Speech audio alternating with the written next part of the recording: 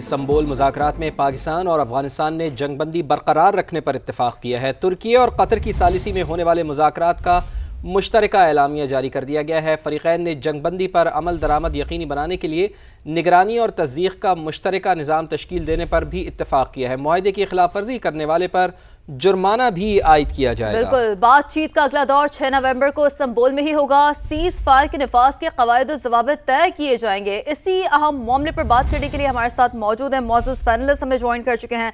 साथ हासिल है डॉक्टर मलिहा लोधी साहिबा का, साबिक सफ़ीर हैं।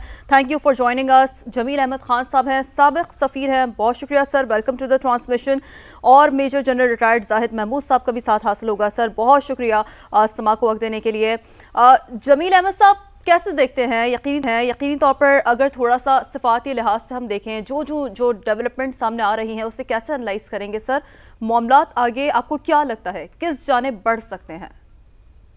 बात इसमें है वो ये है कि दोहा एग्रीमेंट के बाद से लेके सिक्योरिटी काउंसिल की जो पास हुई 25/13/2513 उसमें भी दोहा एग्रीमेंट को इंडोर्स किया गया और साथ में मुतअद्दिद बार पाकिस्तान ने बाईलैटरल लेवल पर अफगान तालिबान को बताया था। और अब इस जो इस्तांबुल में जो सिलसिला चला दोहा से हमारे अफगान तालिबान के साथ एक मफाहमती डायलॉग का, जिसका कि पाकिस्तान के दोस्तों ने खासतौर पर दोहा, कतर और तुर्की ने जो सालिस के तौर पर जब आए बीच में, पाकिस्तान ने कहा हमारा एक ही मतमाय नजर है और वही मतमाय नजर है जो कि दोहा एग्रीमेंट में है, सिक्योरिटी काउंसिल की रेजोल्यूशन जो मैंने अभी कोट किया 25/13 में है। तो हमारा वही मतमाय नजर है कि अफगानिस्तान की सरजमीन वो इस्तेमाल नहीं होनी चाहिए पाकिस्तान के लिए। और पाकिस्तान ने 4 साल तक इस पर मुसलसल अपनी आरा पेश की और न सिर्फ पाकिस्तान ने बल्कि जो ट्राइलैटरल मीटिंग्स हुई जिसमें कि चाइना, रशिया, पाकिस्तान और उसके अलावा जो क्वाड्रिलैटरल हुई या मल्टीलैटरल मीटिंग हुई जिसमें कि सेंट्रल एशियन कंट्रीज, सारों में यही एक बात थी। आप अंदाजा करें कि किसी मीटिंग में, किसी समिट में अफगान तालिबान ने नहीं माना कि उनकी सरजमीन पर कोई ऐसी दहशतगर्द ग्रुप मौजूद है। अब उसका हल क्या था?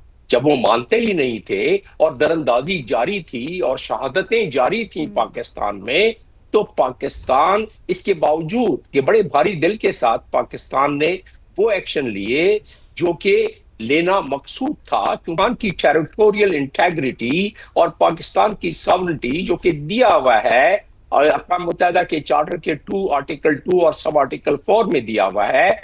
और उसकी जब खिलाफ वर्जी हुई तो पाकिस्तान ने अपना हक इस्तेमाल किया, उन्हीं ठिकानों को निशाना बनाया। लेकिन इंडिया की प्रॉक्सी और उन्होंने अफगानिस्तान के कुछ लोगों को जो इस वक्त हुक्मरानी कर रहे हैं उनको मिलाकर एक सख्त प्रोपेगेंडा शुरू कर दिया जिसमें नेशनलिज्म की आग भड़काई जाने लगी, जिसमें इंडियंस को, इंडियन काउंसलेट्स को या इंडियन एलिमेंट्स को इजाजत देनी शुरू कर दी कि आए आप हमारे इधर मुल्क में।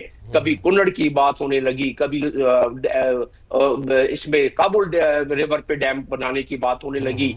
और ये तमाम चीजें जब सामने आई तो पाकिस्तान ने अपना कहा कि जी अगर आप नहीं इस बात पर मानते हैं तो जो मिनिस्टर ऑफ डिफेंस ने बात की थी तो फिर जंग अगर है तो फिर जंग से ही। वो कहते हैं ना कि हम चाहते हैं मगर जुल्म के खिलाफ, अपनी शहादतों के खिलाफ हम चाहते हैं मगर जुल्म के खिलाफ, अगर जंग लाजमी है तो फिर जंग ही सही। ये लास्ट वार्निंग थी हमारे जो डिफेंस मिनिस्टर ख्वाजा आसिफ साहब ने दी और दो टोक किस्म की बात की। हालांकि थोड़ी सी डिप्लोमेसी के बरक्स थी लेकिन वो काम कर गई और हमारी जो टीम वहां थी वो एयरपोर्ट पर पहुंची। वहां से सालिसियों ने दोबारा उनको बुलाया। इसका मतलब ये हुआ कि अफगान तालिबान ने रजामंदी जाहिर की कि ठीक है वो इस बात को सुनेंगे। अच्छी बात है। अब 6 तारीख को इसकी वज़ाक़ता जब हो जाएगी, ये बड़ी अच्छी बात है जमील साहब, यकीनन ये एक बहुत अच्छी बात है कि अमन को मौका दिया जा रहा है।